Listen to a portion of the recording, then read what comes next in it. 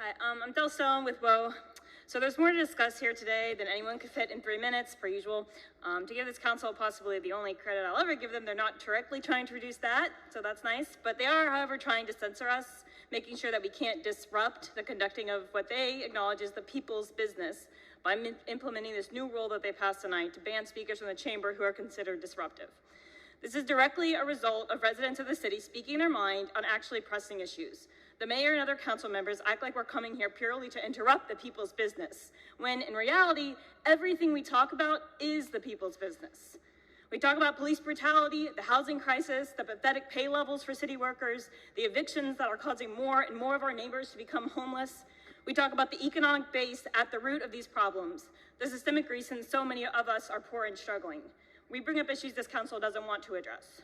So let's be clear, this is why City Council is implementing a ban on disruptive speakers, because there are serious problems they don't want to address, and even as they say they are afraid of their constituents, they don't want to do anything about these issues.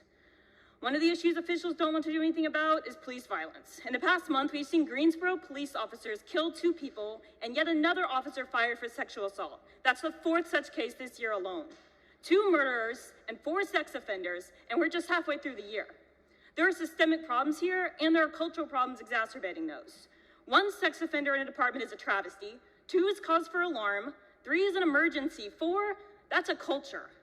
The police department knew about Miguel Garcia's sex crime on May 31st of this year, yet kept him on the payroll until finally firing him on June 23rd. Multiple witnesses saw Officer Garcia abusing his power by cornering a mentally disabled woman, yet the department slow-walked his firing for weeks. And instead of addressing these issues, this council votes for police pay raises and new cop cars. Instead of addressing the root causes of the 36 homicides we've had in Greensboro this year, city officials move to increase police patrols, not give money to struggling households, not help the families of the murder victims bury their dead, which many can't even afford to do.